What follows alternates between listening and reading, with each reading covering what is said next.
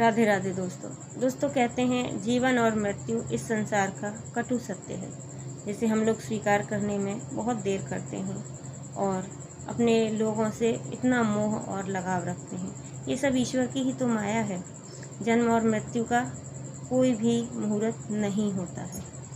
आइए आपको एक छोटी सी कथा सुनाते हैं। एक बार एक महिला जो अपने बच्चे से बहुत प्रेम करती थी, किसी कारणवश बीमारी के चलते उस बच्चे का देहांत हो गया। वह उस मृत बच्चे का शरीर लेकर महात्मा बुद्ध के पास पहुंची और जाकर उनके चरणों में उस बच्चे के शव को रखकर रोने लगी और कहने लगी, ये मेरा सबसे प्यारा पुत्र है, एक ही पुत्र है, कृपया करके इसे जीवित कर दीजिए, वरना इसके बिना मैं भी जीवित नहीं रह पाऊंगी। महात्मा बुद्ध थोड़ी देर शांत रहे और थोड़ी देर बाद बोले कि ये लो।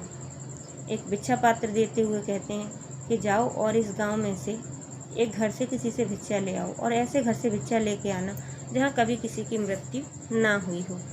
वो महिला उस पात्र को लेकर जाने लगी और सभी घरों में जाके पूछती तो उसे पता चलता कि हर घर में किसी न किसी की मृत्यु हुई है और सब लोगों ने किसी न किसी अपने प्रियजन को खोया है। इस प्रकार वो पूरे गांव में गई, लेकिन ऐसे एक भी घर ऐसा नहीं मिला जहाँ किसी की मृत्यु ना हुई हो। वह महिला समझ चुकी थी कि इस संसार में जीवन और मृत्यु होना निश्चित है। जिसने जन्म लिया है उसका मरना निश्चित है।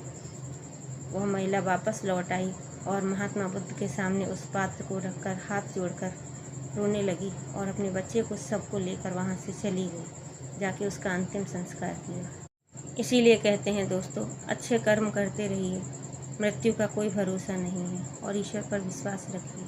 ये कथा आपको कैसी लगी आप हमें कमेंट करके बताइए और हमारे चैनल को लाइक और सब्सक्राइब कीजिए। जय श्री राधे कृष्ण।